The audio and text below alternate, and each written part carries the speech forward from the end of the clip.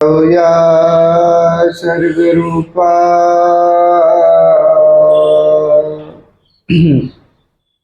जगद्वनविदौ पालिनी याच रौद्री संहारचापि यस्या जगदिदमखिलम् क्रीडनं वा पराख्यां पश्यन्ति मध्यमातो तदनु भगवती वैखरी च वर्णरूपा सास्माद्वाचं प्रसन्ना विधिहरिगिरिशा आराधितालङ्करोतु या देवी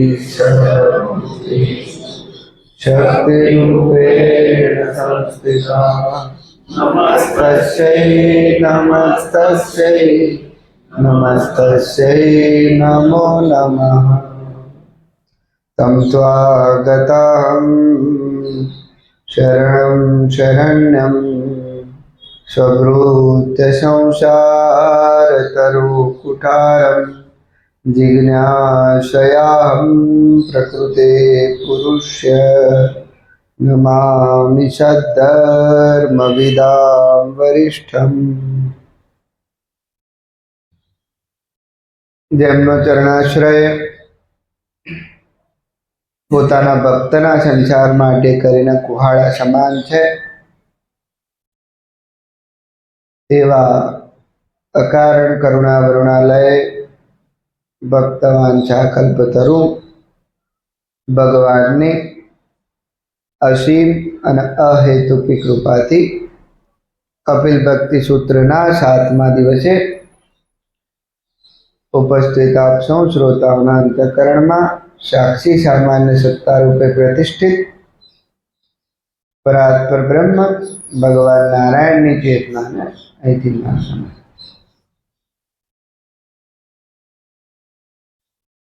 ભક્તિ સૂત્રનો જાણે વિરામ કરી રહ્યા છે, વિશ્રામ કરી રહ્યા છે ભગવાન। સિદ્ધપુરના તે સિદ્ધ ક્ષેત્રે આખા જગતના સાંખ્ય ધર્મનો ઉપદેશ કરે તેના પહેલા પ્રથમ શરૂઆત પોતાની માતાથી કરવાની ઈચ્છાથી ભગવાન કપિલ સર્વ પ્રવૃત્તિઓથી નિરત થઈ અને હે પરીક્ષિત રાજા એક ઊંચા આસન પર જઈને બેઠા છે।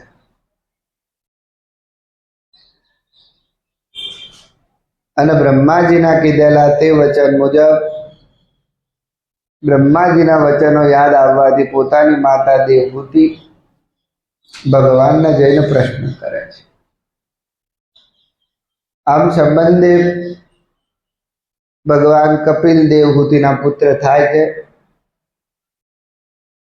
પરંતુ ભગવાન બ્રહ્માજીનું વચન યાદ આવ્યું છે કે સાક્ષાત ભગવાન જ તમારા ઘરે આવશે અને ભગવાનનું ભગવાનત્વ હૃદયમાં ઉદ્ઘાટિત થયું છે। આ કારણથી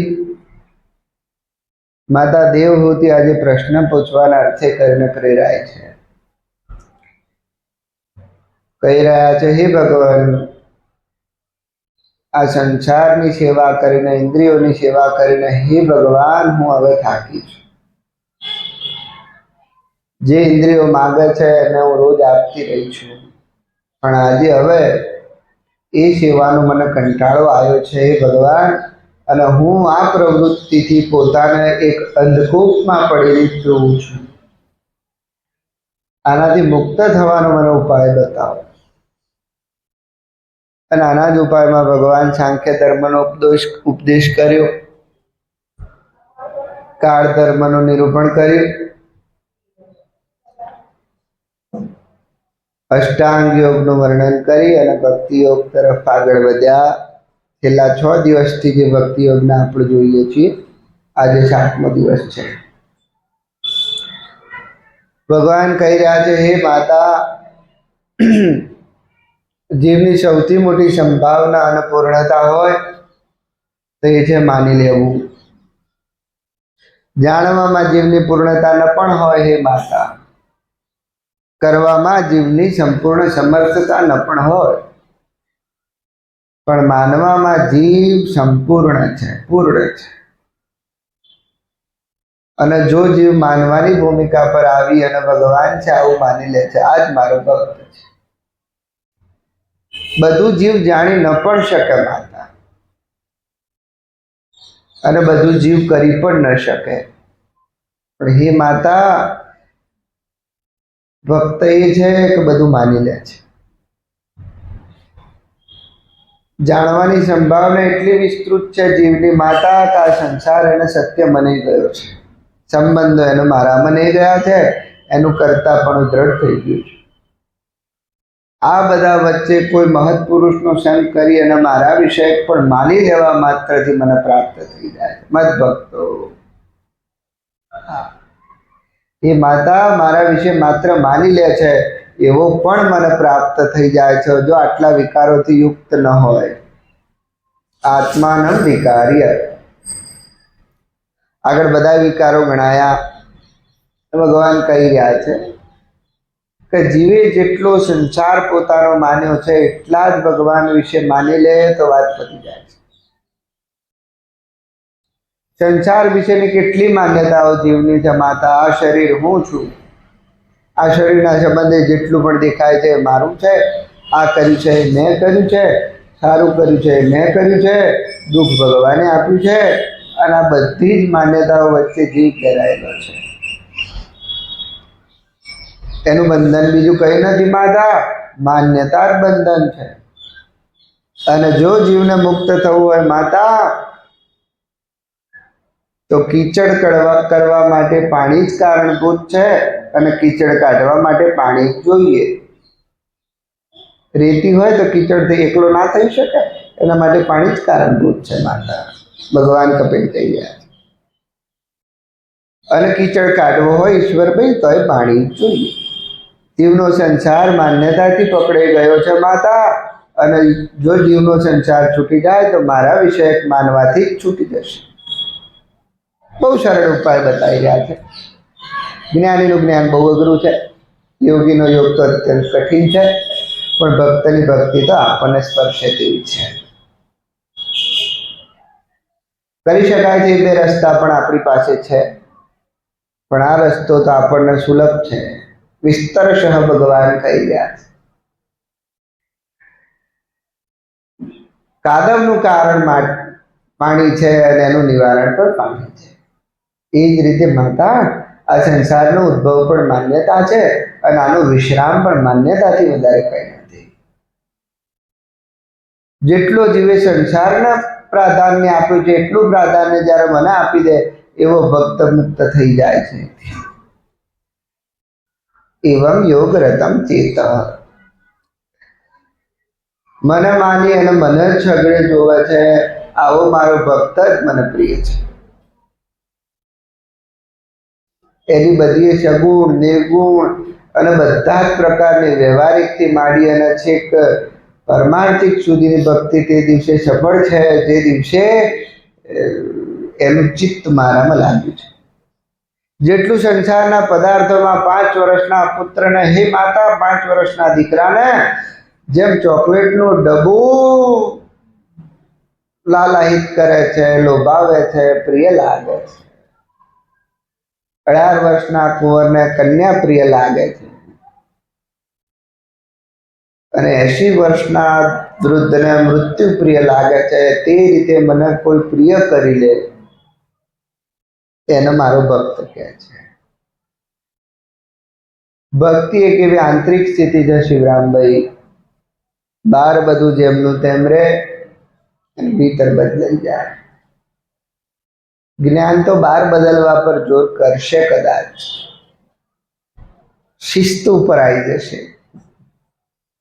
યોગ પણ બહાર બધું બદલી નાખશે રામના, પણ ભક્તિ બહાર કશું નહીં બદલે. ભીતર જેનું બદલાઈ જાય છે.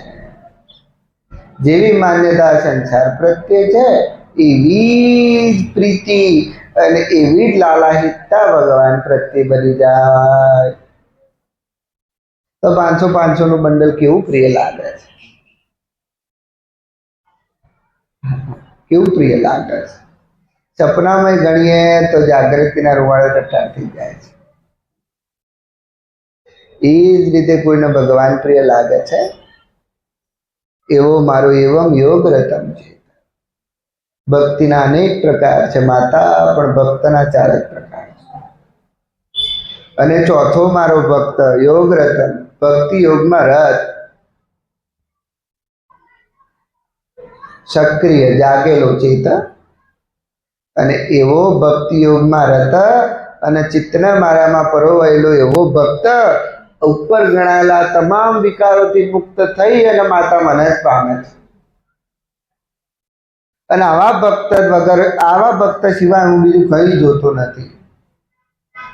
2 લક્ષણ બતાવ્યા છે. આખું જગત એક બાજુ માતા, અને આવા 2 લક્ષણો જેના હૃદયમાં પ્રગટ્યા છે એવો ભક્ત. એના સિવાય મને જ્ઞાનીએ નહીં દેખાતો, અજ્ઞાનીએ નહીં દેખાતો, યોગીએ નહીં દેખાતો, વિયોગીએ નહીં દેખાતો. આ 2 લક્ષણો માત્ર જેના હૃદયમાં છે મને એવો જ દેખાય છે. જેમ 1000નું ટોળું હોય પણ એ માતા એક હોય, એના દીકરાને જ જોઈ રહી હોય, એની બધી જ ચેષ્ટા માતાએ નોંધ કરી રાખી હોય, તે જ રીતે હે માતા કપિલ ભગવાન દેવોથી કહી જાય, હું મારા આવા ભક્તના સામું સામું જોઈ રહું છું. આખું જગત માતા મારી સામું જોઈ રહ્યું છે અને હું આના સામું જોઈ રહ્યો છું. કેવો? 2 લક્ષણો છે. પહેલો ભક્ત અકર્તા છે અને બીજો સમદર્શી છે. 2 લક્ષણો ભક્તિના. અકર્તાનો અર્થ એવો ના થાય, યોગીનો અર્થ તો એવો જ થાય, સર્વારંભ પરિત્યાગી. આરંભથી જ જે કાર્યને છોડી દે છે આ યોગી છે. અને જ્ઞાની એ છે કે આરંભ જ નથી કરતો, એ એના ફળને જાણી જાય છે. પણ ભક્તના અકર્તાનો અર્થ જુદો છે ઈશ્વરભાઈ. અકર્તા એટલે કંઈ ન કરનારો એવો નહીં, પણ સમસ્ત કર્મોને, ફળની ઈચ્છાને અને ફળને, આ ત્રણેયની જેને અપેક્ષા આકાંક્ષા નથી એવો. એના કર્મની અપેક્ષા પણ નથી કે હું આવું કરું, એના કર્મના ફળની પણ અપેક્ષા નથી કે આવું મને મળે, અને મળ્યા પછી ફળ પાસે ફળ મળી ગયા પછી પણ એને કોઈ હર્ષ કે દુઃખ થતું નથી એવો અકર્તા. જે કરતી વખતે, ઈચ્છતી વખતે અને ભોગવતી વખતે ભગવાનમાં લીન છે એવો. તો એવું કર્મ જે ભગવાનની સૃષ્ટિમાંથી ભગવાન દ્વારા મોકલાયું છે એનો કરવામાં કશો વાંધો નહીં. કોઈ ફળની ઈચ્છા પણ નથી, અને ફળ આવી ગયા પછી કોઈ અભિનંદન પણ નથી, અને ફળ આવી ગયા પછી કોઈ હિંતા કે દુઃખ પણ નથી. એવો મારો અકર્તા જેના હૃદયમાં આ ભાવ પ્રગટ્યો છે, હું એના સામું સામું જોઈ રહ્યું છું. જ્ઞાનીઓ, યોગીઓ, ધ્યાનીઓ, હે માતા, દેવો અને આ બધા મારી સામું જોઈ રહ્યા છે, પણ હું તો આવાના સામું જોઉં છું. એના સિવાય મને કોઈ દેખાતું નથી.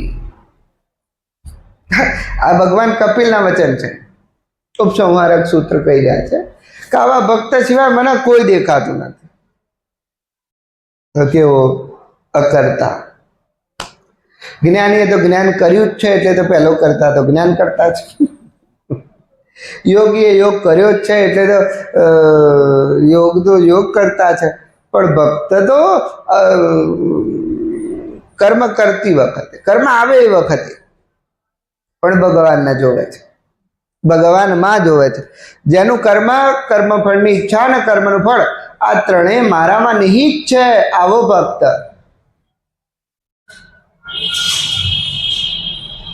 એવો ભક્ત, એવો મત ભક્ત સમેત પ્રિય. કોઈ કર્મ આવ્યું છે એ વખતે એને એમ નહીં થતું કે આ મારામાં ના આવે અને આ મારામાં આવે. એનું કરતા પણ જ્યાંથી હટી ગયું છે. આ પ્રકૃતિનું જ કાર્ય એવું છે હે માતા, અવિદ્યાના કાર્યના કારણે જ જીવને કરતા પણ લાગ્યા કરે છે. જેમ એક ગાડું જતું હોય માતા, અને ગાડાના નીચે કૂતરું આવી જાય અને કૂતરાને એમ થાય કે આખું ગાડું મેં ઉપાડ્યું છે, એના આગળ રહેલા બળદની ખબર નહીં એ માતા, અને બળદના ચલાવનાર મોટા બળદની એને ખબર નથી.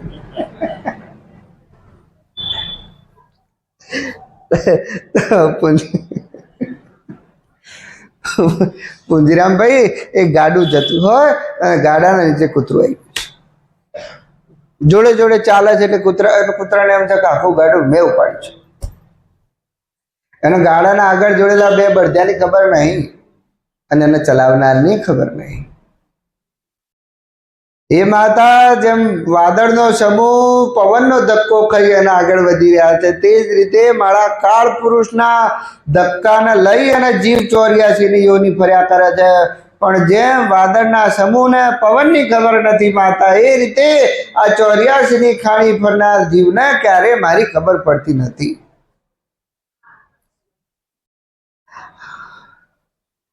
પણ જેનું કર્મ ભગવાનમાં નિહિત છે એવો અકર્તા. અહીંયા કરનાર એકમાત્ર ભગવાન છે. ઈચ્છા એ ભગવાનની છે અને ફળ એ ભગવાન આપે છે. જીવ માત્ર નિમિત્ત છે, કંઈ કરવા માટે નિમિત્ત છે. એની ફળની ઈચ્છા માટે પણ જીવ નિમિત્ત છે, અને ફળ મળે એ વખતે પણ જીવ નિમિત્ત બને છે સુખ ભોગવવા માટે. પણ જ્યાંથી આવ્યું છે, જેમ કૂતરાના ગાલ્લાના બળદિયાની ખબર ના હોય અને એ બળદના ચલાવનારની ખબર ના હોય, એ જ રીતે આ જીવને એને ધક્કો મારનાર કર્મ અને કર્મના મોકલનારા બંનેની ખબર રહેતી નથી માતા. જીવનો ધક્કો બીજો ક્યાંયથી નહીં, કર્મ જ જીવને ધક્કો મારી ગયું. જે કરેલું છે, જે કરવું છે અને જેની ઈચ્છા છે, આવા ત્રણેય પ્રકારના કર્મો જીવને જીવવા માટેનો ધક્કો મારે છે. આ જન્મનું, આવતા જન્મનું ને માતા જન્મો જન્માંતરનું કારણ બને છે કર્મની ઈચ્છા. મારે આવું કરવું છે, આ કર્મની ઈચ્છા જન્મનું કારણ બને છે માતા. પણ જેનું કર્મ યત્રેવ પ્રવિલીયતે, મારામાં લીન પામી ગયું છે,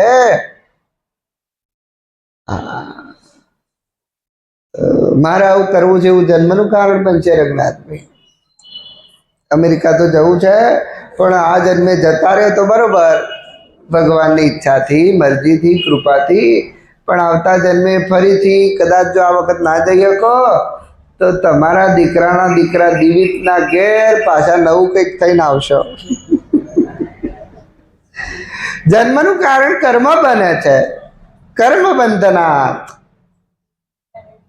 હા, એક બહુ સારું આપણું જ ઉદાહરણ છે કે મારી સાથે એક ભાઈ હતા, અમે બધા દ્વારકા ગયા જે વખતે, એ ઘણી વખત આ વાત કહેલી છે.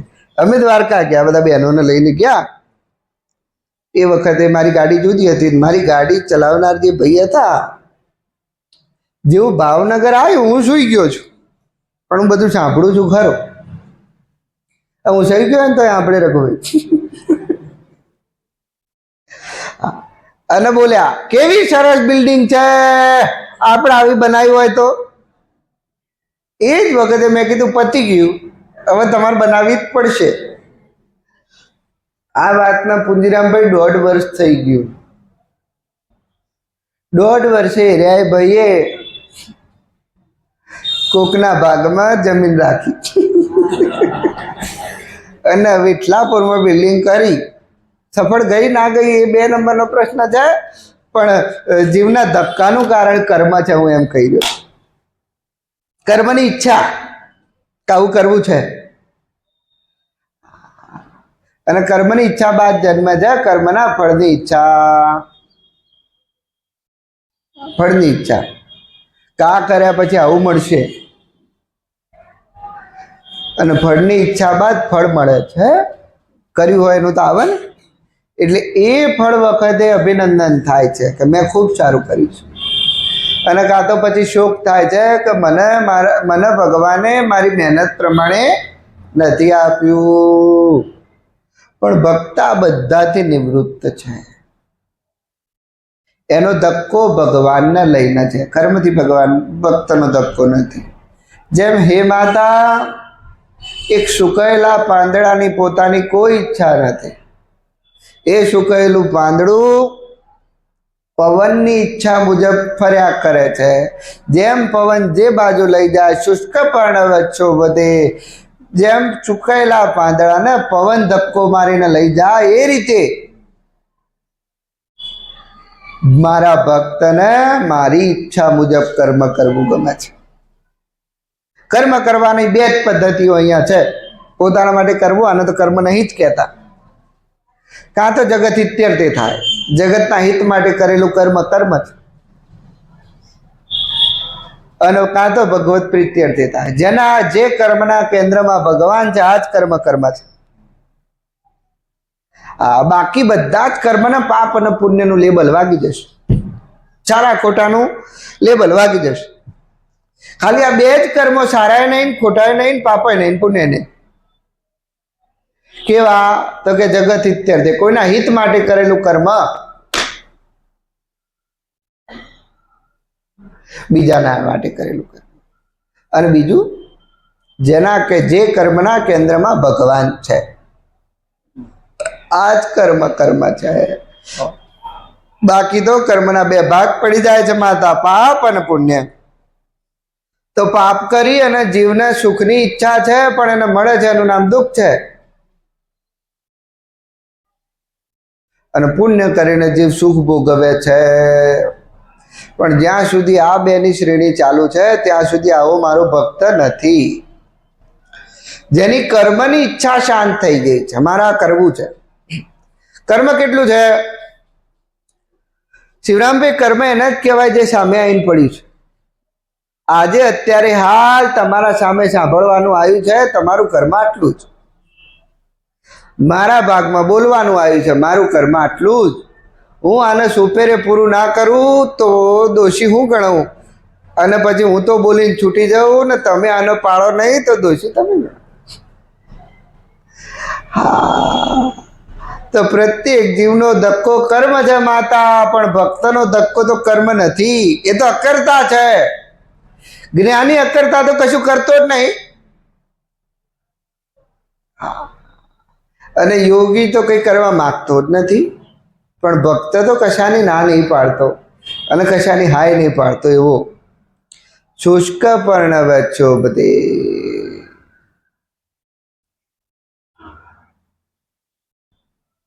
એવો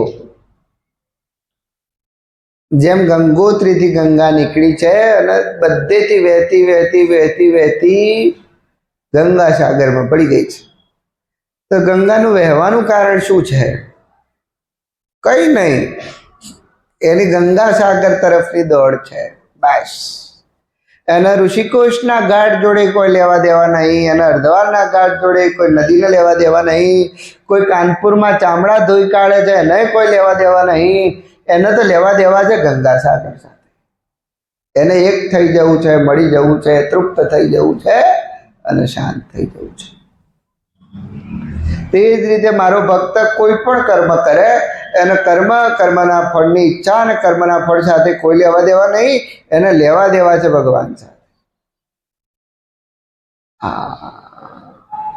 જેમ એક મોટા ઘરની નવી વહુ આવી હોય, એ બધાની સેવા કરે, સાસુની, વડ સાસુની, સસરાની, નણંદની, ભોજાઈઓની, જેઠ, દિયર, આ બધાની સેવા કરે. પણ આ બધાની સેવાના કેન્દ્રમાં એનો પતિ છે.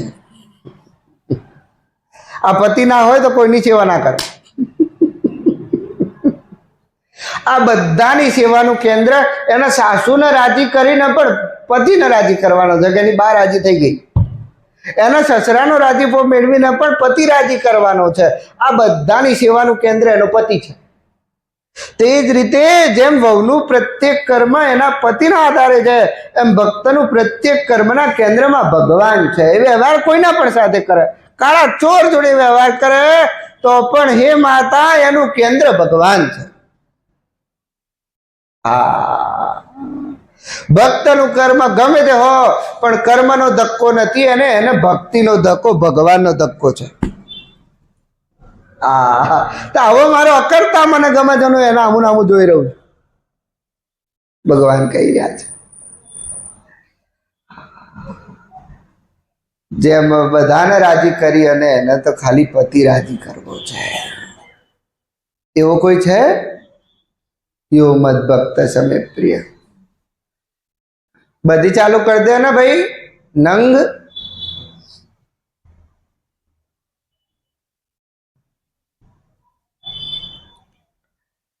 બીજો છે સમદર્શી,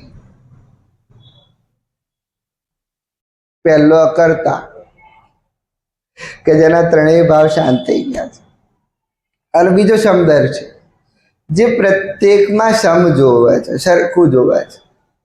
એ શત્રુ મિત્ર નહીં જોતો, એ શત્રુ અને મિત્રનું કારણ જોવે છે. એનો આશ્રય જોવે છે. આખા જગતનો માતા એક જ આશ્રય છે, જેનું નામ ભગવાન છે,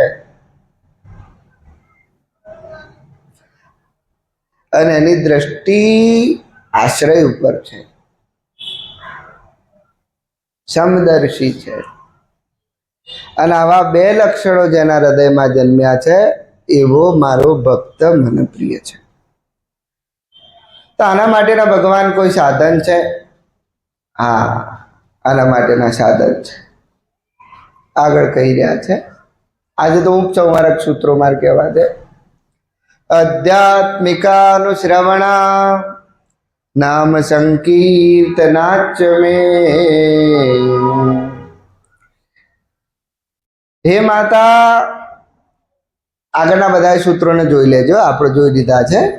આજે તો છેલ્લી વાત કહેવી છે ભગવાનને. જેનું તામસીપણું જતું રહ્યું છે, જેનું રાજસીપણું જતું રહ્યું છે, જેનું સાત્વિકપણું જતું રહ્યું છે, અને જે વાસ્તવિક ભક્તિમાં સ્થિત થયું છે, એવું કેવું કરે છે? શ્રદ્ધા અને નિષ્કામ પૂર્વક પોતાનું કર્મ કરે છે, કર્તવ્ય કર્મ. 5 પ્રકારના પૂજન ભગવાને ગણાયા, અને આ 5 પ્રકારના પૂજન જે પ્રકારના દોષ ગણાયા એનાથી રહિત કરે છે. ખાલી ગણાવી દીધા બધા દોષ. અને આજે કહી રહ્યા છે અધ્યાત્મિકાનુશ્રવણમ. સંસાર પ્રવેશવાની 2 જ જગ્યાઓ છે. 2 જગ્યાએથી સંસાર પ્રવેશ, એક તો આંખથી અને એક કાનથી. વ્યક્તિનો સ્વભાવ આ 2 જગ્યાએથી નિર્માણ થાય રણછોડભાઈ. એક તો સાંભળીને અને એક જોઈને. આ બંને જગ્યાએથી બચે એવો મારો ભક્ત છે. તો કેવો? અધ્યાત્મિકાનુશ્રવણમ, જે મારા ગુણાનુવાદનું શ્રવણ કરે છે, સાંભળે છે. આ સંસાર પ્રત્યેની પ્રીતિ એટલા માટે દ્રઢ થઈ ગઈ છે કે લોકોએ આની પ્રીતિ કઈને દ્રઢ કરાઈ છે.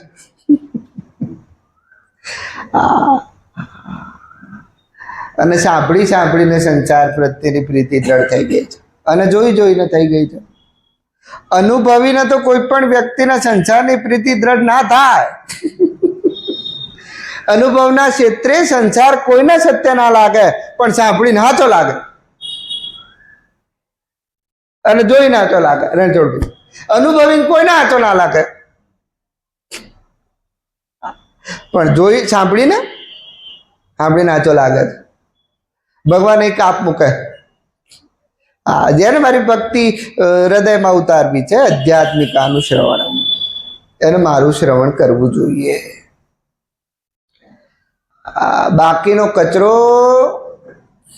ના સાંભળવો જોઈએ એમ કે છે. કોઈની સ્તુતિ અને કોઈની નિંદા બંનેથી બચી જાય એવો મારો ભક્ત છે. બોલવામાં નહીં, સાંભળવામાં.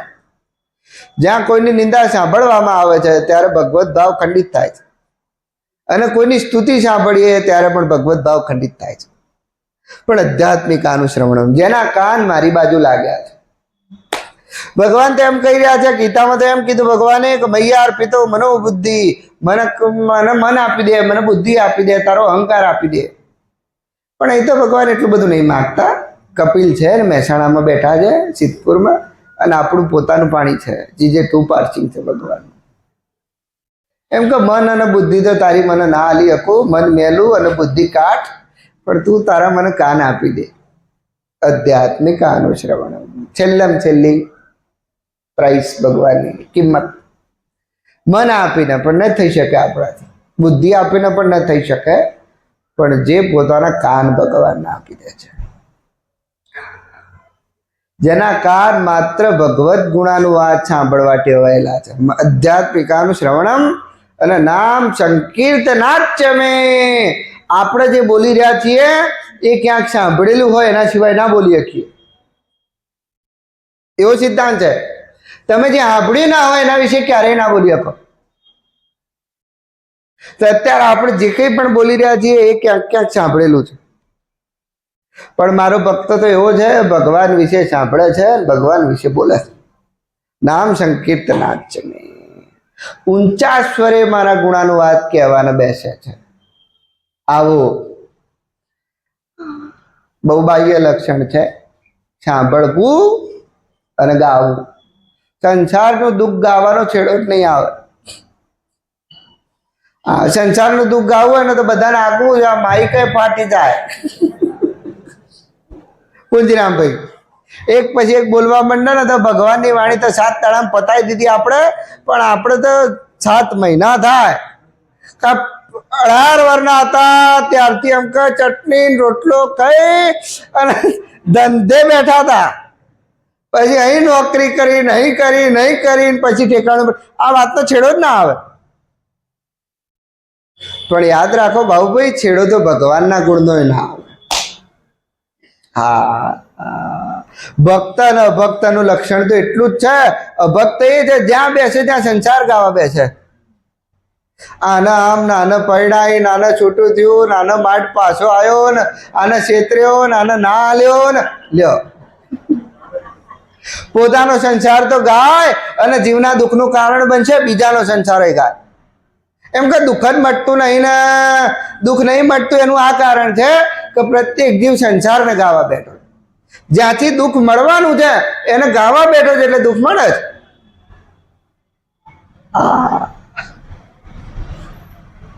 અને જે સુખનું ઘર છે એનું નામ ભગવાન છે.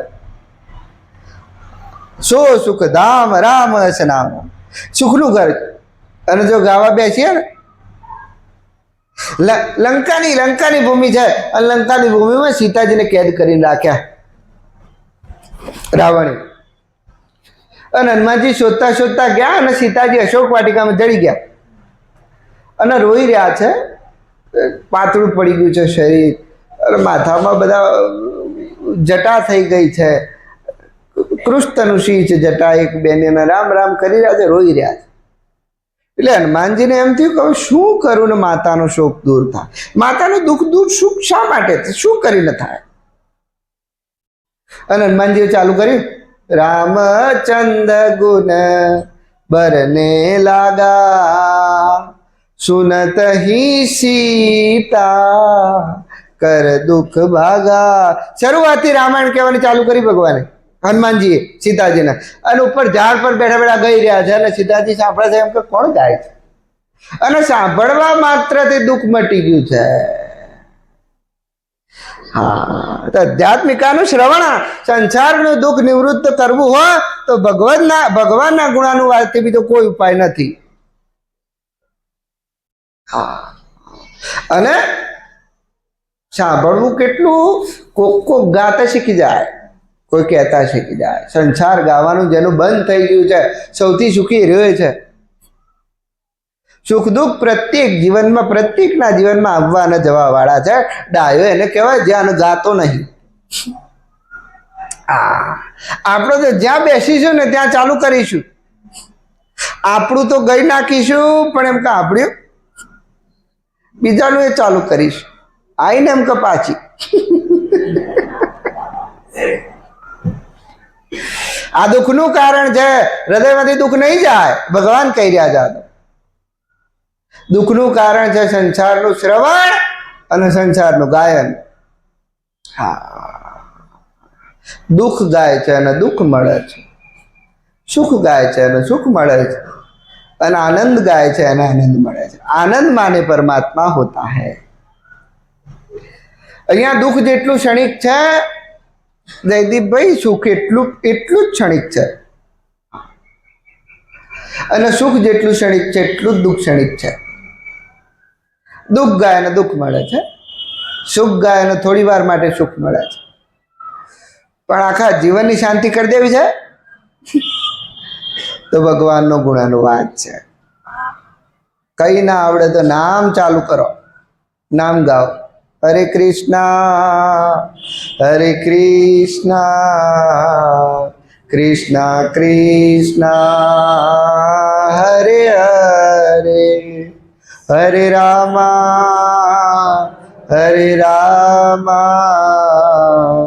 રામ રામ હરે હરે હરે કૃષ્ણ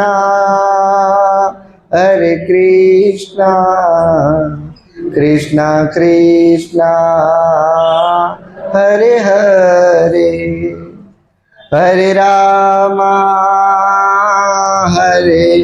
રામ રામ હરે હરે. કઈ ના આવડે તો પછી ભગવાનનું નામ ગાઓ, અને નામ ગાતા ને વધારે આવડે તો ભગવાનના રૂપનું વર્ણન કરો, ભગવાનના ગુણોનું વર્ણન કરો, ભગવાનની લીલાનું વર્ણન કરો, ભગવાનના ધામનું વર્ણન કરો. સૌથી મોટી ભક્તિ એ છે કે કોઈ કહેનારું આવે તો સાંભળવા બેસી જવું, બધું છોડીને, અને કોઈ સાંભળનારું આવે તો બધું મૂકીને કહેવા બેસી જવું. આ સાંભળનારો અને કહેનારો કોઈ ના હોય ત્યારે સ્મરણ કરવું. રામ હિ સુમીરિય ગાય રામઈ સંતત સુનિય રામ ગુણ ગ્રામઈ યહ કલિકાલન સાધન દૂજા. આ કળિયુગ છે અને કળિયુગમાં કોઈ બીજું સાધન ફળે નહીં. જપ કરો, તપ કરો, તીરથ કરો, યજ્ઞ કરો, દાન કરો, બધાય ફળે ખરા, નાય ફળે. કળિયુગ છે, પણ આ ત્રણ સાધનો પડી જાય છે. રામ હિ સુમિરિય, ભગવાનને જપવા, ભગવાનનું નામ જપવું, રામ ગાવઈ, અને જપતા જપતા થાક્યા હોય અને કોઈ સાંભળનારું આવે તો કહેવા બેસી જવું, અને કોઈ કહેનારું આવે સંતત સુનિય રામ ગુણ ગ્રામઈ. આપણા કાન અને મોઢું બંને ભગવાનથી ભરાઈ જાય, એ ભક્તિ છે. સંસારનો વ્યવહાર ચોક્કસ છે, જરૂરી છે, યોગ્ય છે, પણ બહુ થોડો છે. સંસારનો વ્યવહાર કરવાની ના નહીં, પણ થોડો. કેટલો? લોટ મીઠાનો વ્યવહાર છે. આપણે રોટલી ખાવી હોય તો જેટલો લોટ હોય એટલું મીઠું ના જોઈએ, અને જેટલું મીઠું હોય એટલો લોટ ના જોઈએ. કથરોટ ભરીને લોટ હોય એમાં ચપટી મીઠું હોય, તો જેને ભક્તિ કરવી છે વિયાભાઈ, તેને ભગવાનનું ભજન લોટ જેટલું કરવાનું, કથરોટ ભરી. અને સંસારનો વ્યવહાર મીઠા જેટલો કરવાનો, મીઠા જેટલો. આપણે અવળું કર્યું છે. ભગવાનનું ભજન એમ તો રવિવારથી રવિવાર, આ આનંદનો ગરબો તે આવતો આનંદનો ગરબો, વચ્ચે પછી આવી જાવ તમે, બેટી ધૂજ પાડી દેવાની, ધૂજ પાડી દીધી છે. પણ લોટ મીઠાનો જેને વ્યવહાર ફાવે છે, સંતત સુનિય રામ ગુણ ગ્રામે. આ કળિયુગમાં બીજું કોઈ સાધન ફળે એવું નહીં. યહ કલિકાલન સાધન દૂજા જોગ જગ્ય વ્રત તપ મત પૂજા. તમારો કરેલો જોગ સફળ થાય ખરો, ના એ થાય રામના. તમારો કરેલો હવન સફળ થાય ખરો, ના એ થાય, પણ આ ત્રણ સાધનો તો સફળ થઈ જશે. આધ્યાત્મિકાનું શ્રવણા નામ સંકીર્તનાચ મે, ભગવાન કહી રહ્યા છે. કેવો? ભગવાને એ ત્રણ જ સાધનો બતાવી રહ્યા છે. ત્રીજું કહું હમણાં. પહેલું ભગવાનના ગુણોનું શ્રવણ, અને કોઈ સાંભળનારો મળી જાય તો એના ગુણોનું કીર્તન. કઈ ના આવડે તો પછી એના નામોનું ગાન. બીજું કોઈ છે ભગવાન? છે. આર્જ્વનેર્ય સંગેન નિરહં ક્રિયા. બીજું છેલ્લું અંતિમ ભક્તિનું અંતિમ લક્ષણ આવી ગયું. ભગવાન એ પૂરું કરવા જઈ રહ્યા. પછી તો કહી દે છે કે એવમ યોગ રતમ ચેત આત્મા નામ વિકાર્યત. આવો ભક્તિમાં રત રહેનારો ઉપર ગણાયેલા બધા વિકારોથી મુક્ત થઈને મને પ્રાપ્ત થઈ જાય.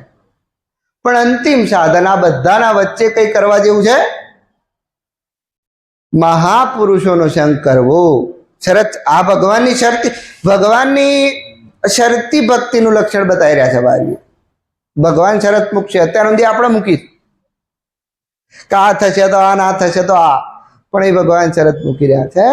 ભગવત પ્રાપ્ત મહાપુરુષોનો સંગ કરવો, સંતોનો સંગ કરવો એટલે સત્સંગ કરવો. અને શરત શું છે ભગવાન? નિરહંક્રિયા, અહંકાર અભિમાન રહિત થઈ અને સંતોનો સંગ કરવો. ગંગા સતી બહુ દેશી ભાષામાં બોલી ગઈ. સદગુરુ વચનના થાવ અધિકારી પાનબાઈ, મેલી દો નયંતર નાય અભિમાન. કોઈ પણ વ્યક્તિને હે માતા સંગ કર્યા વગર નહીં ચાલે. એ સત્સંગ નહીં કરે તો દુસંગ તો કરશે જ. કુસંગ તો કર્યા વગર જેની કોઈની વૃત્તિ રહી જ ના શકે. જેની વૃત્તિ સત્સંગ નહીં કરે એની વૃત્તિ કુસંગ કરશે. કુસંગ કરવાથી યોગ્ય છે હે માતા સત્સંગ કરવો. સત્પુરુષોનો સંગ જે છેલ્લે કર્યો છે તોરલનો. અને આગળના ગણાયેલા બધા સાધનોમાંથી કોઈ સાધન થાય કે ના થાય, આર્ય સાધન થાય એટલે પછી ચોથો ભક્ત ફાઇનલ. જેનો સંગ કરવા, જેનો સંગ કરી એવા થઈ જઈએ એવો નિયમ જ છે. 5 પૈસાવાળા જોડે રહેતો હોય ને એટલે છઠ્ઠો પૈસાવાળો થઈ જ જાય. 5 ડફોળો વચ્ચે પછી રહેતો હોય ને થોડો તારે છઠ્ઠો ડફોળ કહેવાય. 5 બુદ્ધિશાળી વચ્ચે રહેનારો છઠ્ઠો. અને એ જ રીતે સંતોના વચ્ચે રહેલો પછી સંતોની શ્રેણીમાં આવી જાય છે. ભક્તોનો સંગ કરવો, ભક્તોનો. વૃદ્ધાશ્રમ માગી રહ્યો છે, હે ભગવાન મમોત્તમો શ્લોક જનેષુ શક્યમ સંસાર ચક્રે. હે ભગવાન સંસારના ચક્રમાં કોઈ પણ રીતે જન્મું, કોઈ પણ રીતે મારા કર્મોની પુણ્ય અને પાપની હે હરી મને ખબર નથી, પણ પુણ્યના પ્રભાવે જો હું સારી યોનિમાં જન્મું અને પાપના પ્રકોપે હું જો ખરાબ યોનિમાં જન્મું તો પણ સ્વકર્મ બી મને મારા ઘર, પત્ની, પુત્ર, પરિવાર અને આ બધામાં આસક્ત ના કરતા મારું ચિત્ત આસક્ત કરજો હે ભગવાન. એવા ભગવત પ્રાપ્ત મહાપુરુષોના ચરણોમાં અંતિમ ભક્તિનું લક્ષણ છે. કોનો સંગ કરવો? મહાપુરુષોનો સંગ કરવો. જેણે ભગવાન જોયા છે, જેણે ભગવાનને અનુભવ્યા છે, જે ભગવાન બતાવી શકે છે એવો. આ સત્સંગથી સંસારની મુક્તિ બહુ સરળ છે ઈશ્વરભાઈ. આપણે જાતે કરવું ન કરવું હોય તો ના થાય, પણ કોકનું જેક વાગે ને થઈ જાય, પતી જાય. તો ભગવાન જોડે જવા માટેનો જેક સંતો છે, સદગુરુ છે, એનો સંગ કરી દો. પણ કેવો? અભિમાનથી રહિત. અભિમાન વગરનો. તો જુઓ, હનુમાનજી સંત છે અને હનુમાનજીનો સંગ થઈ ગયો છે વિભીષણને. રામ નામ તે સુમિરન કીના. 3 વાગે ઉઠ્યો છે વિભીષણ. બહુ સુંદર વાર્તા છે, બહુ સુંદર કથા છે કે સીતાજીને શોધવા હનુમાનજી નીકળ્યા ને સૌથી પહેલા લંકામાં આવ્યા. અને લંકામાં આવ્યા એટલે એમણે વિચાર્યું કે આ કોઈની પ્રવૃત્તિ જોવી હોય તો દાડે કોઈને ના ઓળખાય, જેને ઓળખવો હોય એને રાતે જવું પડે. દાડે બધા હારા હોય પણ રાતે એમ કે જવું ખબર પડે. અને જેવા આમ કરીને આમ ઉડવા ગયા, ઉડીને આમ જોવે છે લંકા નિશ્ચિચર નિકર નિવાસા. નિશાચરોની નગરીમાં હનુમાનજી ફરી રહ્યા અને ફરતા ફરતા જોયું કે એક ઘરમાં ભગવાનનું મંદિર છે, તુલસીનો ક્યારો છે અને સવારના 3 વાગ્યા છે ને આમ ઉભા રહ્યા કે આ નિશાચરોના વચ્ચે કોઈ સજ્જન પુરુષ. અને હનુમાનજીએ વિચાર્યું કે આટલા બધાના વચ્ચે આવો રહેતો હોય, વાઘો વચ્ચે પાણી પીતો હોય, તો એ છે ને હટી કરી આવું પૈસાની. આના સાથે તો મારે જોર જબરી પૂર્વક મિત્રતા કરવી છે. સાધુ તે હોય ને કારે જાની, સંતોના સંગમાં. હનુમાનજી વિચારી રહ્યા છે કે સાધુના સંગમાં કોઈ દિવસ કોઈની હાનિ થતી નહીં,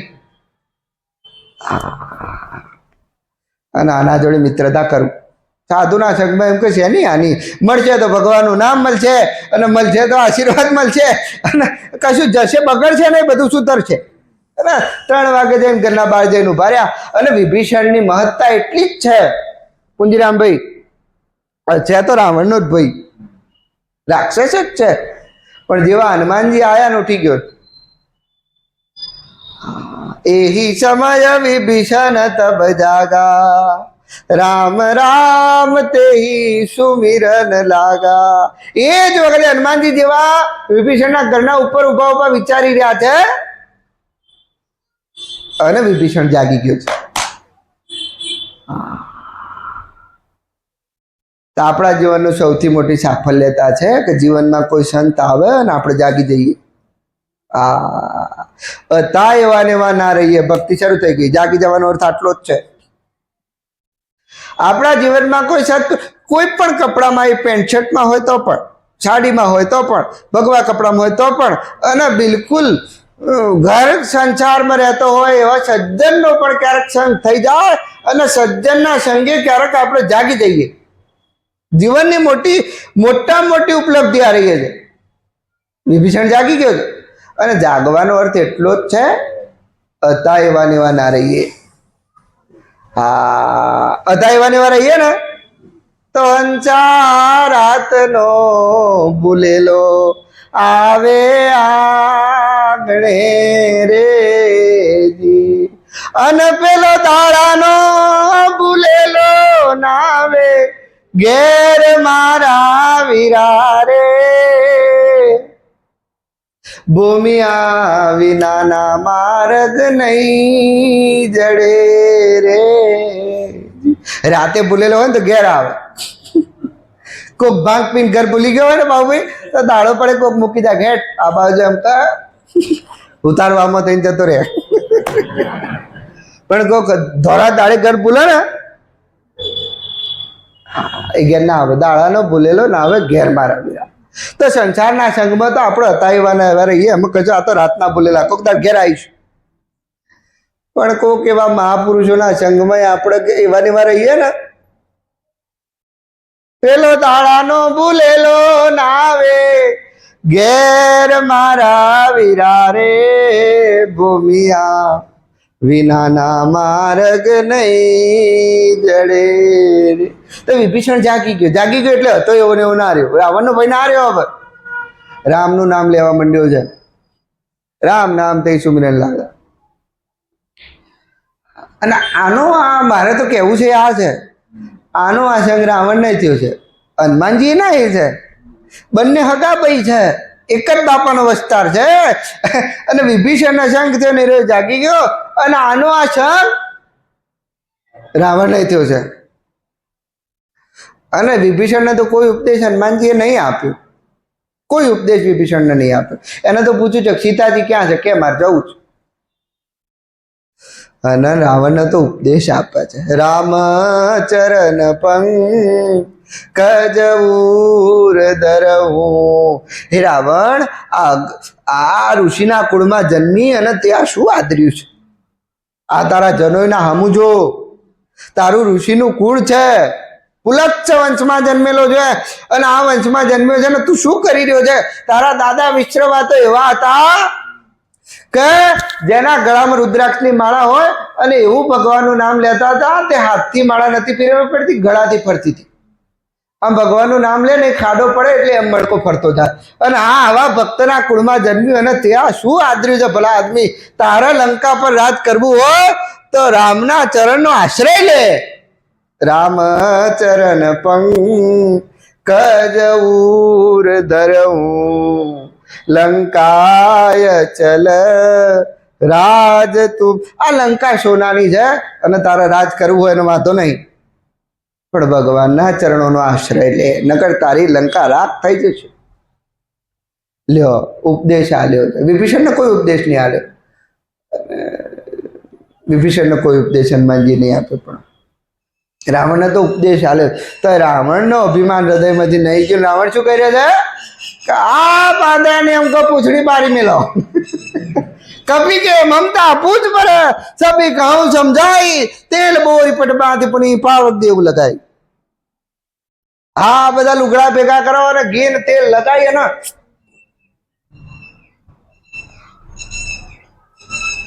તઈ તો ભગવાન ના પાડી રહ્યા છે. જુઓ વિભીષણે સંગ કર્યો ને ભગવાન મળી ગયા. રાવણે સંગ કર્યો, રાવણને ભગવાન તો મળી જ ગયા.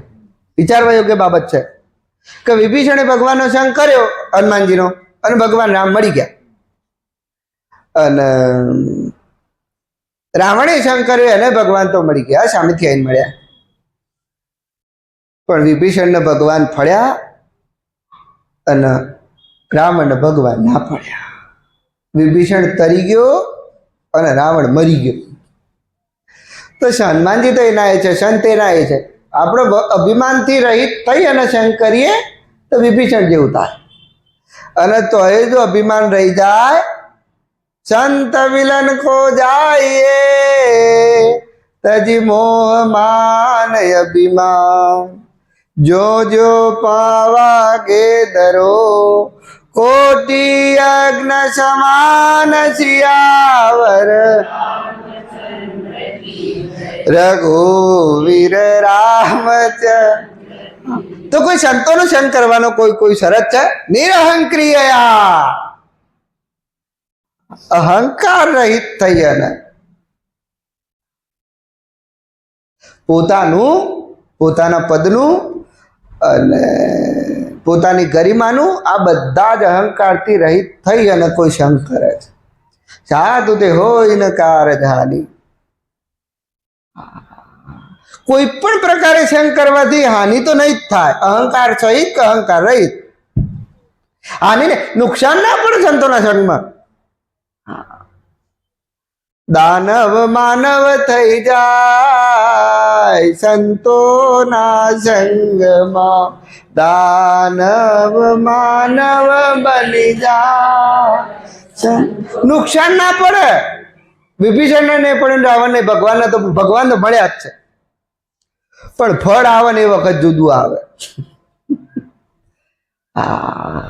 જુદું આવે. ભગવાન ફળ્યા છે ને પેલાને નહીં ફળ્યા. હા, તો ભગવાન તો એવું કહી રહ્યા છે કે સંતોનો સંગ, મહાપુરુષોનો, સદગુરુનો સંગ અહંકાર રહિત કરે એવો મારો ભક્ત મને પ્રિય છે. ઉપરના બધા વિકારોને દૂર કરી અને મને પ્રાપ્ત થઈ જાય છે. જેના જોડે જે હોય આપે. જે દુઃખ જેની પાસે દુઃખ છે આપણને દુઃખ હાલે, સુખ છે રે સુખ હાલે. જેના પૈસા બહુ હોય તો આપણા પાસે વાપરે યાર, આ સુખ હોય સુખ હાલે.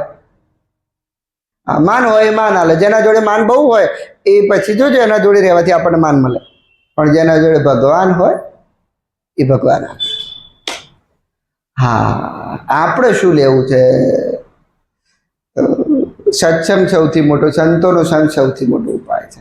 જેના સંગે સંગે ઉપરના બધા જ ગુણો દૂર થઈ જાય અને બધા ગણાયેલા બધા ગુણો આપણા હૃદયમાં આવી જાય. હા, સત્સંગત્વે નિસંગત્વ. ઘણા મતતા હોય છે સંસારથી છૂટવા, પણ એમને થોડા પેલા પૂછતા હતા મને સરદારજી કે આ બધું છૂટતું કેમ નહીં? તે કઈ મેં જલાયું છે?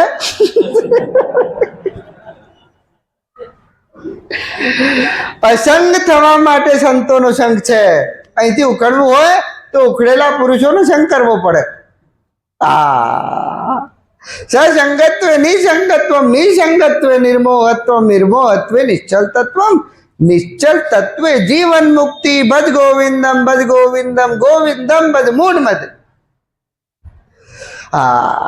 સંતોના સંગથી નિસંગતા, અસંગતા જન્મે, અને અસંગતા મોહનો નાશ કરે છે.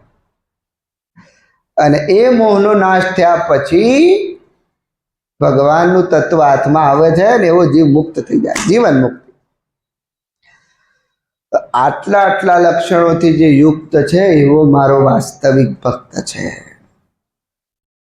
શ્રદ્ધા જેના જીવનમાં છે, જેના જીવનમાં સંતોનો સંગ છે, જેના જીવનમાં અહંકાર નથી, જેના જીવનમાં આડંબર નથી, ઉપર ગણાયેલા બધા જ નિષ્કામ ભાવે જે કર્મ કરે છે.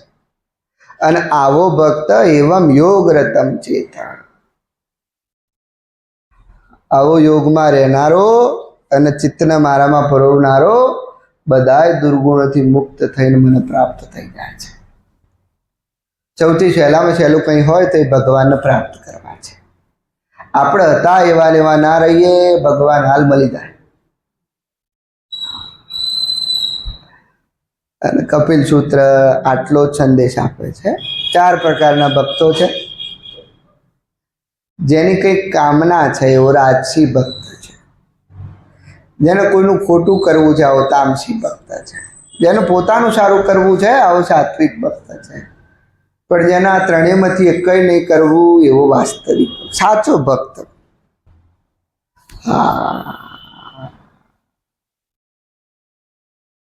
તો યાદ રાખો, સૌથી અઘરો માર્ગ ભક્તિનો છે. અને પડ્યા છીએ ને તો પછી કરવી તો સાચી કરવી, નકર ના કરવી. આડંબર રહિત જેની ભક્તિ છે એવો ભગવાનને પ્રાપ્ત થઈ જાય છે.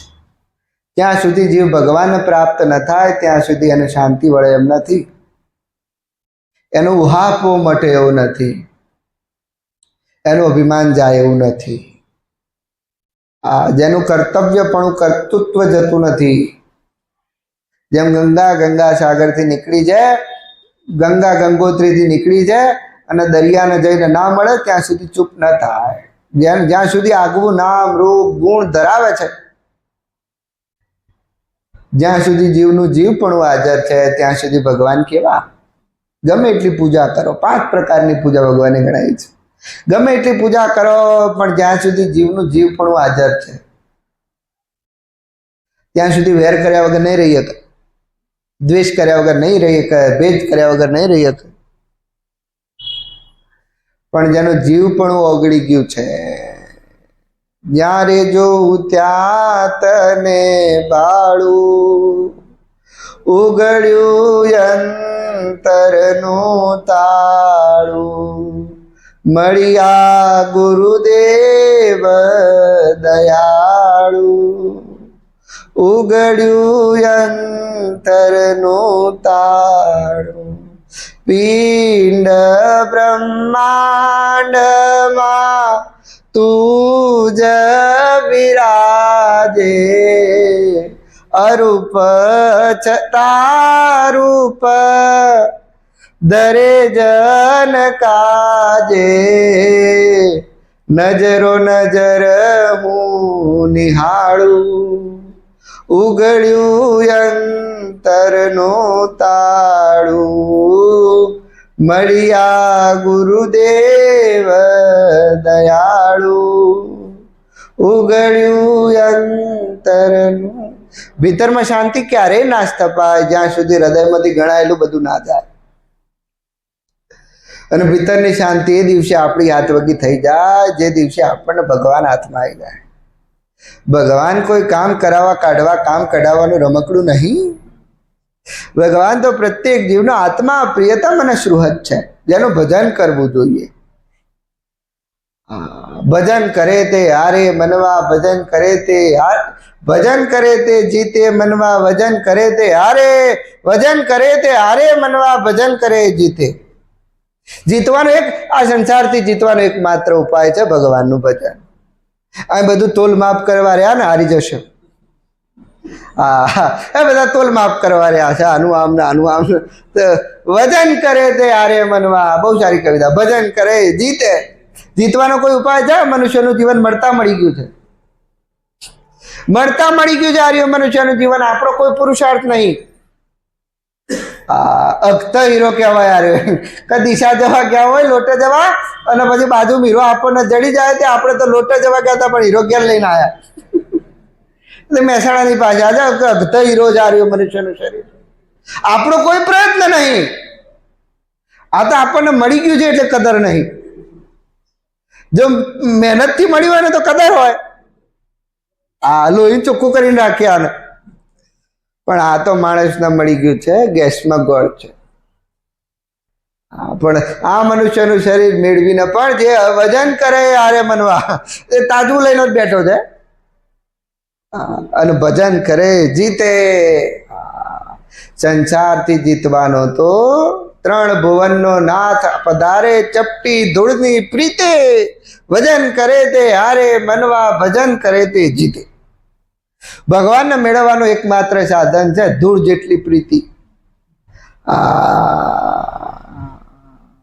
ચતુરાઈ ચૂલે પડી પૂર પડ્યો આચાર, તુલસી હરિ કે ભજન વિના ચારો વરણ ચમાર. તો પર મનુષ્યનું શરીર મેળવી અને ભગવાન ભજવા, સુખ દુઃખથી ઉપર ઉઠી જઈને સુખની અસર શાંત થઈ જશે, દુઃખની અસર મટી જશે. અને એવું ભગવાનનું ભજન છે. આવો મારો ભક્ત છે, બાકી બધું તો વાતો છે ખાલી. ગઈ ગઈને ભગવાન મળતા હોય તો આ કોયલને મળી ગયા હોય તો આપણે સારું ગાય છે. ભગવાન તો મળે છે ભજવાથી, ભજવાથી ભજવાથી.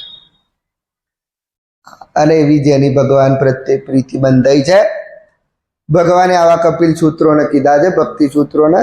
જે કોઈ વ્યક્તિ, છેલ્લો શ્લોક છે, આ કપિલ સૂત્રનું અનુસંધાન કરે છે, શ્રવણ કરે છે, આને રોજ સાંભળ્યા કરે છે અને ગાયા કરે છે, એવો ચોક્કસ ભગવાનના ચરણોનો આશ્રય પામે છે. છેલ્લે પરીક્ષિત, હવે આ પરીક્ષિત રાજાના સુખદેવ વિરક્તાનામ શિરોમણી કહી રહ્યા છે. જેને કશું લેવું નહીં, જેને કશું જોવતું નહીં, જેના અંગ ઉપર એક કપડું નહીં રહે કહી રહ્યા કે જે આ કપિલ સૂત્રનું અનુસંધાન જીવનમાં કરે છે એવું ભગવાનને પ્રાપ્ત થાય છે. 7 દિવસથી ચાલતી ધારાને અહીંયા આપણે અલ્પ વિરામ આપીશું. પૂર્ણ વિરામ તો નહીં જ આપીએ, પૂરું તો નહીં જ કરીએ, આને અડધું મૂકીશું. અને કાલે પરમ દિવસે હાજર નહીં. અને આગળનો સત્સંગ હવે ક્યારે થશે એની જાહેરાત થશે.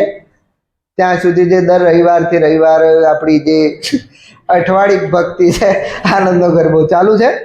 હું હાજર હોય કે ના હોય, ગરબો ચાલુ છે.